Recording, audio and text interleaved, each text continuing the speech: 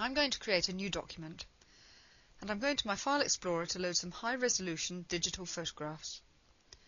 As you can see, this photo is 4,500 pixels tall. These photos are courtesy of the amazing Kodak DCS Pro Digital camera that can produce images of 14 megapixels in size. I can just drag this onto the blank document to load, which takes just a second. I'm going to push this image up so you can see the amazing detail that's available in the photo. This photo in its uncompressed state requires 40 megabytes of memory. I'm going to zoom out to see the whole photo. I'm going to scale this picture down so we can fit it onto the page. That small rectangle is my starting page. Let's zoom back to fit. One of the things that distinguishes Xara, and always has, is our transparency controls. If I select the transparency tool, I can then use the slider up here to adjust the transparency. I can fade it into the background more or less as required, and as you can see, this is an interactive operation. But we can do more than just flat transparency. We can do graduated transparency. If I click and drag, you can see that I can create a graduated alpha channel blend on the photograph. This is also an interactive live operation. As I drag the ends of the direction arrow, the transparency is adjusted in real time. Unlike software such as Fireworks, this is not just a screen resolution image, but the full high-res 40 megabyte image. I'm just going to leave the transparency across the corner, like that. I'm now going to make a copy of this photo using the duplicate option. So I now have two copies. And as I drag this copy around, you can see the corner blending with the photo underneath. But we're not limited to just linear graduated transparency like this. If I select the transparency tool and select the menu here, we've got a whole range of different transparency shapes. So, for example, I can select elliptical. And now if I just click and drag, you can see that I can adjust the ellipse. And if I drag on the control arrows, I can change the size and orientation of the ellipse. If I drag on the center control point, I can drag around the image to adjust the center point of my elliptical transparency. Okay, so I've now got two copies of my high-resolution photo. That's 80 megabytes of image data. I'm now going to import another image, in this case, the cat. This is also 4,500 pixels, a huge digital image. I'm now going to zoom out again so we can see the whole photo. And I can adjust the position and scale of the cat, as before, just by dragging the corners like this. And I'll reposition this on the page and return to the previous zoom. We're not limited to simple transparency shapes. We can create any complex shape transparency very easily. I'm going to zoom into the cat to demonstrate this. I'm going to select the freehand tool and just draw a freehand line around the eyes of the cat. Even though I'm using the freehand tool, this is a Bezier line I've drawn. I can adjust the smoothness of this curve and adjust the Bezier control points as you'd expect. But I'm going to crop this shape by selecting the cat below and the new shape, and then crop using the Intersect Shapes menu. And so here are the eyes of my cat. I can enlarge it, I can rotate it, and you can see our solid rotate and drag operating as I do this. But what I want to show you is the feather control. If I adjust this slider, I can blend the edges of the shape, which is called feathering, so it blends smoothly into the background. And so you can see, using feathering like this, it's quick and easy to combine photos in a smooth and professional manner in seconds. The feather tool in Xara X is not limited to feathering photos. It can feather any vector shape or group just as easily.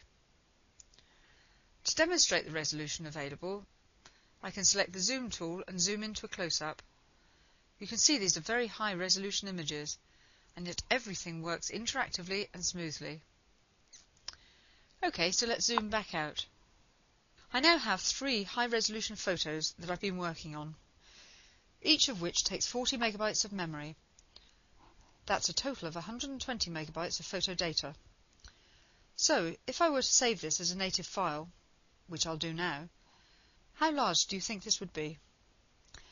I'm going to save this as test 1, but before I show you the size, just keep your eye on the status line down here. As I click the Save button, This area shows the progress of the save operation. Yes, that was it. Less than a second to save the file. If I now go and select Open, you can see the file that I've just saved. But before I do that, you can see an Adobe Illustrator file here. This is exactly the same artwork as I've just created, except of course you can't do the graduated transparency or feathering, but it uses the exact same photos. This was created with Illustrator CS. You can see this file size is 116 megabytes, which is very close to what we predicted would be required. This is the Xara file, which I just saved, 5.26 megabytes. So our file size is 1/20th that of Illustrator. But better still, the Illustrator file takes 54 seconds to save, whereas our file, as you saw, takes less than 1 second to save. So Xara X is more than 50 times faster than Illustrator. You don't need to be working on a project long for that to add up to a huge time saving. I'm now going to load a file that I prepared earlier, Catwoman 2, which from the thumbnail you can see is a similar picture.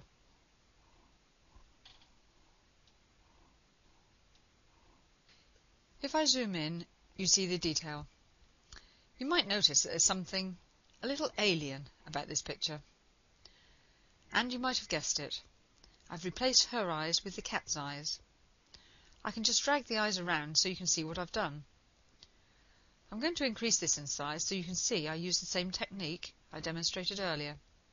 I've drawn around the eye and feathered the edge to blend it in. Very simple, effective, and yet it took me just a few minutes. Let's undo that back to where we started.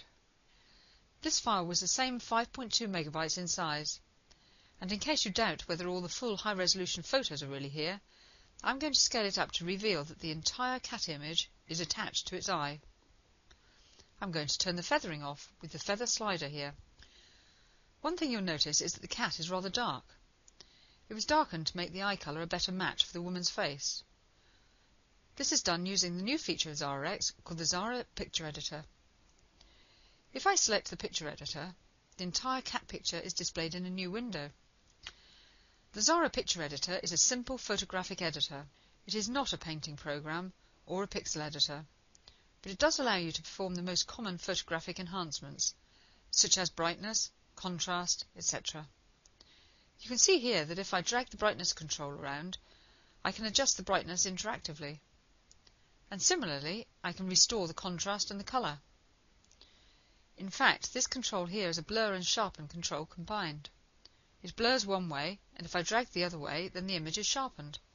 And these operations are being performed on the full resolution 14 megapixel image in real time. Speed and simplicity is what Xara is all about. If I return the changed photo back to Xara X, you will see the cat restored to its former brightness levels.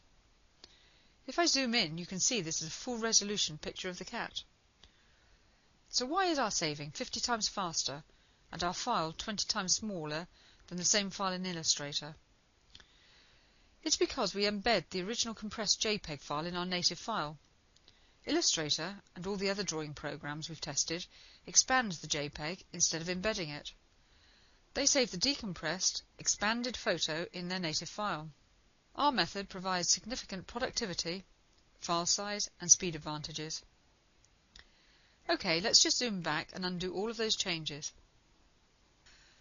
I'm now going to show you another useful feature very quickly. I'm going to create a caption on top of the photo. I just select the text tool and I type Catwoman. That doesn't show up very well, so I will now resize this. Again, this is interactive solid resize in real time, as you'd expect from Xara X. I don't like that particular font, so I'm now going to select an alternative font from my font gallery, which shows me a small preview of the fonts that I've got installed, and others are provided on the CD. I just double-click to select this font. I'm not really that keen on the colour I'm using here, so I'm going to bring up the colour editor, and by dragging on the colour controls here, I can change the colour of the text. Perhaps more usefully, I can use the little eyedropper here, and as I drag over the picture you can see the text colour changing. It's important to understand this happens as I drag, and not, as in other programs, only when I let go of the mouse. So instead of being a trial and error and trial again, our system is direct and right first time. I'm going to pick a colour from her new eyes. So let's close the colour editor. So I've now got my text over the picture, but it's too plain, so I'm going to make the text a little more interesting using the bevel control. Just select the bevel tool, and once again I can drag on the picture to adjust the bevel. I can have an outer bevel or an inner one. I'm going to create a small inner bevel. I don't particularly like that bevel style, so I'm going to change the style of the bevel to be the rounded bevel, which is much more subtle.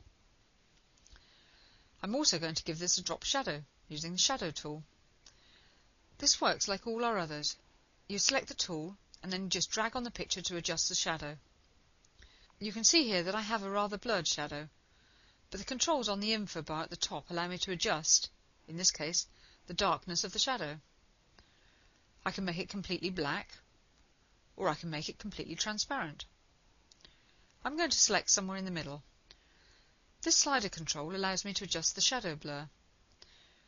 I can make it a very sharp edge at this end, or can make it very blurred this way. But note again, it's as I drag the sliders the drawing is updating.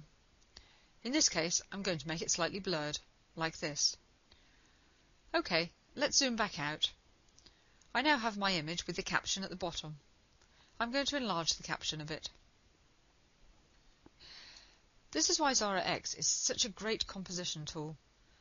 The speed and ease with which I can combine vector and bitmap operations, even with very large bitmaps, means a huge leap forward in productivity. And you may have noticed throughout this demo, I've required no dialogues and hardly any menus. It's all been done using our simple set of tools and direct click and drags on the image. Compare our clean, simple, uncluttered user interface with that of other programs. This is a crucial point about the simplicity of our interface and our goal of making software less intimidating to new users. But because our interface looks simple, does not mean the software is less powerful. As you've just seen in the tasks I've demonstrated, it's faster and more powerful than the competitors. Power, speed, with simplicity, that is the art of software.